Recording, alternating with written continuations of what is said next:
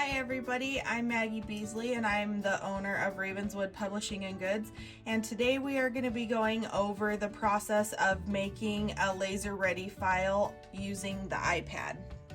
So first thing we're going to do is download an app onto your iPad called Procreate. Just like it sounds. When I downloaded it, it was free, but now they are charging $5.99. It is worth its weight in gold. You can do so many functions in it, and it's really invaluable. Next thing you'll need is an Apple Pencil or some type of stylus. Procreate, you can use either one, whichever is your preference. I use an Apple Pencil, and my iPad is a 12.9 inch, though size doesn't matter, but some of you have been asking. Anyway, so once you open Procreate, this is going to be your home screen. Obviously, you won't have the files that I have. As I'm a digital designer, I use these every day to create my art. So for this tutorial, I will teach you how to start a new page and go over and get your files laser ready from the iPad to your computer to upload to Glowforge. So first, we're going to open a page. You want to make sure that it's as close to scale as possible on here. So you don't want to have a super large canvas because that is going to affect how it uploads into Glowforge. So over here in the right hand corner, there's a plus sign. That's going to be to add your canvas. It's a nice thick line, because for the outline, we don't want it too thin to be too brittle. So for this, we're actually going to upload one of my chibi goat drawings that I've done. So we're gonna go over here to the little wrench tool and go to insert a photo. You can draw on this. I just like, you know, some of my drawings that I've done previously for this tutorial. And so this tool right here is the sizing tool, the arrow. So you can make it bigger or smaller depending on what you want. You just want to make sure that your drawing does not go outside the white box like this, because once you click out of the arrow tool, it will cut it off. So don't do that. So when you're done, click the arrow tool and it'll release it. So this will add this into layer 1. So you don't want to draw if you are tracing a picture, which I don't recommend. It's not okay, but this is one of mine that I'm going to teach you on. And you want to add a new layer. So adding a new layer, you will draw on top of that, on top of the previous one, so the one that I've uploaded. So for this, we're just going to draw the outline of the goat, making sure that it's just the outline and no details, because anything that we put inside the outline is going to cut. And you want to make sure that you're not lifting your pen, that it's one continuous line, because if you have a break in it, it's going to show on your finished file. You just want to make sure that all the pieces connect like that. And so if we leave it just as it is, out here is going to be what's cut, but also in here is what's going to be cut. So to have this as an outline, to be one solid piece, over here for the color, you can click and drag and add this. We don't want to add it outside, because that means it's just going to cut it and you're going to have a hole in your material. So this is the back button down here if you want to go back or forward for actions. So we're gonna go over here and grab the color tool again, and we're gonna fill in the center of this. So now we know that this is one solid piece. This shape, just as you see it, is what is going to be cut out of your material. So if it fills out, you know that there is a hole somewhere in your outline, and you'll have to go back and fix that and then refill it. Otherwise, it's not going to work. So now, right here in the layer, you see an N next to what we've just done. This is going to open up a bunch of settings, but for today, we're just going to use this top one, which is the opacity. And we're going to drop this down to where we can still see the red, but we can see through it to the character beneath. So then we're going to add another layer, and this one I did scoring, so we are going to choose a purple color and make sure that we are on this new layer for drawing. You don't want to be on this layer because everything you draw on this layer, the red layer, the cut layer, is going to be canceled out when you make an SVG. So it needs its own layer for each cut, for each score, and for each engrave. So I am going to, actually I lied, I did engraving on this, so I'm going to change it to blue. And everywhere that I want to have engrave on this is what I'm going to color now. So I start, make sure you drop your brush down so it's not quite so chunky. And this program is pressure sensitive, so you can draw it really fine, and the more pressure you add, the thicker your line becomes. You just have to play with it and get comfortable with it. So I'm gonna trace his little features that I like. I'm gonna make his mouth.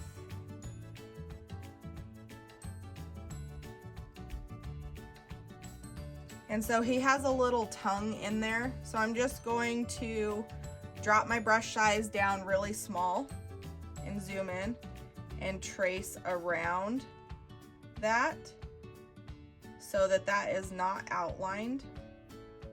And then I'm going to fill so that it does not laser over his tongue. So next I'm going to go to his cheeks and fill.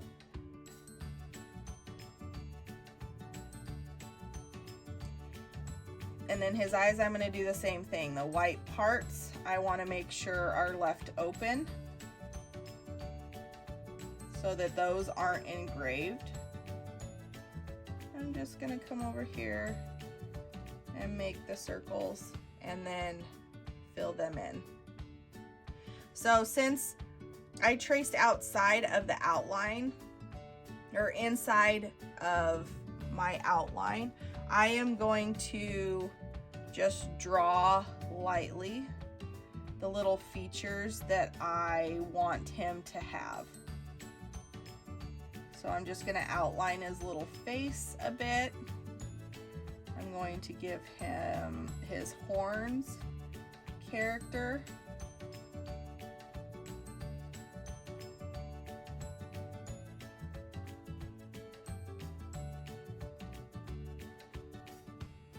And then I'm also going to add inside of his ear. So these are all going to be engraved. So you can also come down here for the little shading and add that.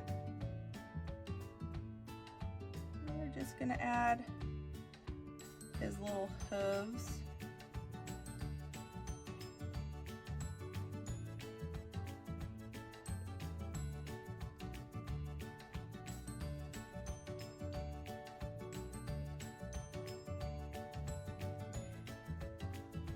That's a really simple drawing. So now I'm happy with it. I like the way it's gonna look. I could add some more detail here if I chose, if I felt like it. It's really your preference. You can add like shadows. You can even add this is called hashing, for different depth and everything. So I'm pretty happy with how that looks. And now I'm gonna go ahead and cancel, delete. So I'm gonna choose the first layer, which is the picture that I've drawn, and I'm gonna swipe to the right, or to the left, excuse me, and it brings up lock, delete, or duplicate, and I'm gonna go ahead and delete that layer. So now we only have the two layers, the cut and the score layer. And on the cut layer, since we turned down the opacity, I am gonna go back and press the N and then go to the opacity and make sure that it is turned up. And you can see on this how it looks. You can clearly see the red is gonna be the cut file and the blue is going to be the engrave or score, whichever you choose. So now I want to upload this. I want to get it into an SVG. What you're gonna do is you're gonna choose the layers again. You're gonna uncheck the background color so it takes the background out of this. It's one less step that you would have to do online. And you're gonna deselect the top layer, which is the engrave layer, and just have the layer or the cut layer. You have to upload them separately because it will not show the detail in both of the SVGs like you want. So you have to make sure that you're uploading both of the designs at a separate time. So we're gonna upload the cut file first.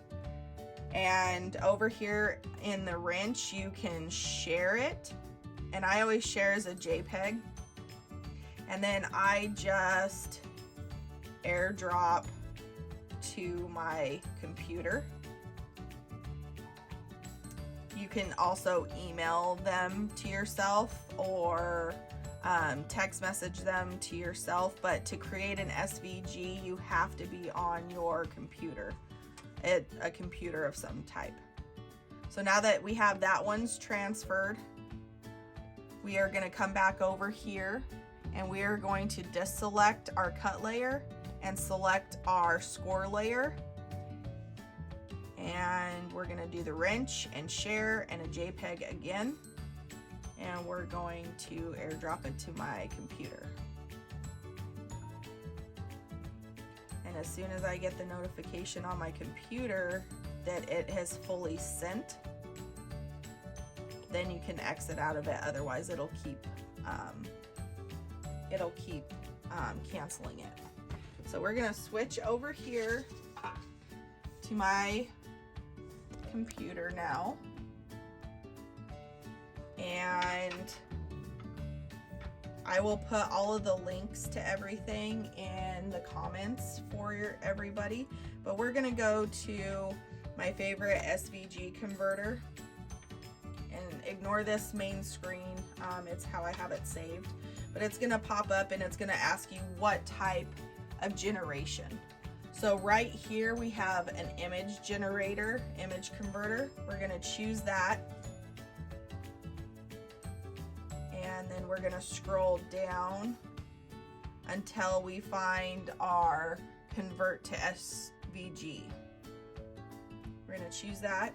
Choose the file. Depending on where your files save, it's going to be in your downloads. So I'm gonna choose our cut layer first because I'm OCD and I have to do it cut, then engrave, then score. And this toolbar will upload, sometimes fast, sometimes slow, but this always says uploading or uploaded, depending, see how it changed? So that's when you know it's ready. You scroll down and start. And it'll take it a few minutes to process it, but when it's done, it'll pop up wherever your computer downloads. Some download up here in the taskbar. My Mac downloads here on the bottom for me to go into. So I see that SVG has completed down here, and I'm simply gonna scroll back down and find that image converter and start the process over, and choosing the engrave layer, waiting for it to upload. And this website is totally 100% free. You can sign up for other features if you choose, but I just use the free one.